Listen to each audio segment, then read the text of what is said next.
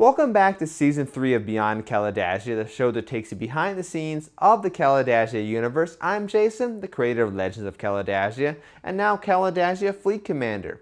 And Episode 4 is going to be all about the alpha design phase. And I'm also going to start to tie together everything I've talked about in the previous episodes. Because Episode 1 was all about the 3 fundamental forces of tabletop game design. Episode 2 was all about the Alpha Design Kit, which, surprise, surprise, is used in the Alpha Design phase. And of course, Episode 3 was about the overall look at my entire tabletop game design process. And of course, Alpha Design phase is the first part in that process, and it begins with organizing all of your thoughts. This is literally the beginning of tabletop game design, and right now, just start writing down all of your ideas and keep adding to those ideas as you think of new ones. Kalidasia Fleet Commander went through about 6 full alpha revisions before I moved on to the beta phase, and before I even got to the full revisions, I spent a lot of time on just the details of combat. Now, the important thing here is to try to organize your ideas into a basic rudimentary rule set. You don't have to have everything figured out, and there can be giant chunks missing for all I care.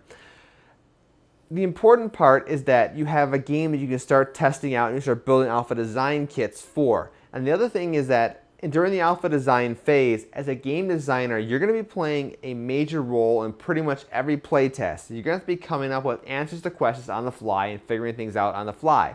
It's important that when that does happen, though, that you write those things down so you can incorporate them into the next full alpha design revision. Now let's talk about what's the most important thing you must do during the alpha design phase.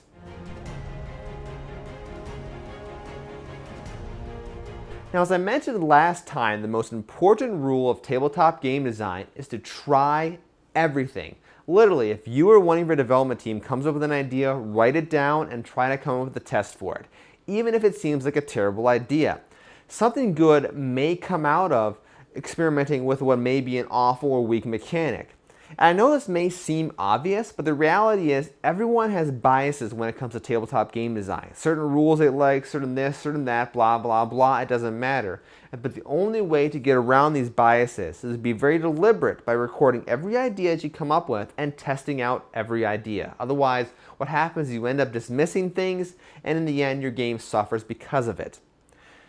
Now, a second very important thing to keep in mind is during a playtest session, don't change the rules. The first time you encounter a particular mechanic, it may seem really powerful, but the reality is only continuing testing will show whether that actually is the case or not.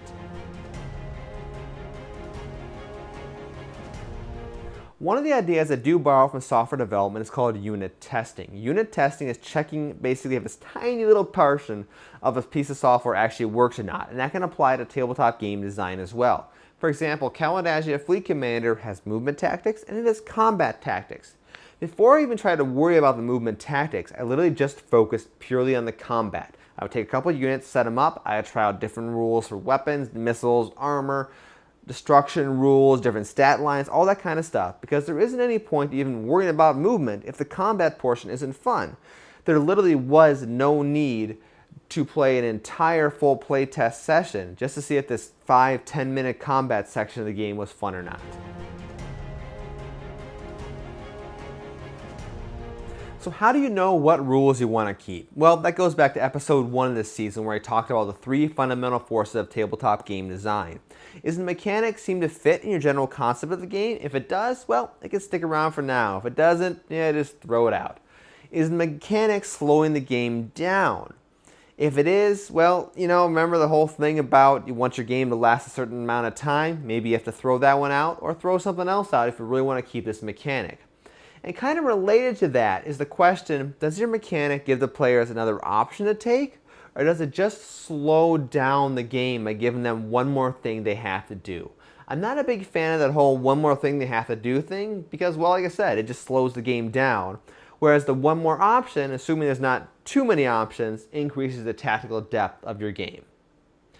Finally, when it comes to is your game fun or not, during the alpha design phase, especially early on, this can be difficult to tell because the exhilaration and excitement of making it something new can actually override the fact that some portion of your game isn't really fun.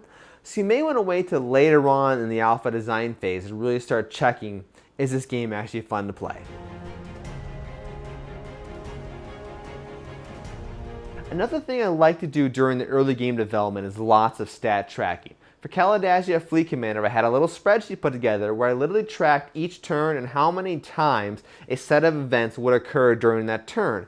This kind of stat tracking is helpful, one, for scoring, but it's also important for balance. If you notice players are taking a certain action a lot and some other actions not so much, it really may indicate something is out of balance and it's a problem that you really need to address with your game.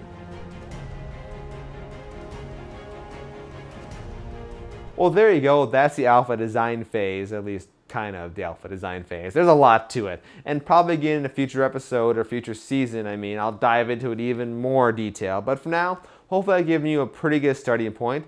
If you have any questions for me about this whole tabletop game design process, feel free to write me at kalidasiagames@gmail.com. If you want to learn more about Fleet Commander, Legends of Kalidasia, or you want to try out the free rule set I have for Legends of Kalidasia, you can find that all over the game's website at kalidasia.com. Once again, I'm Jason. Thanks for watching.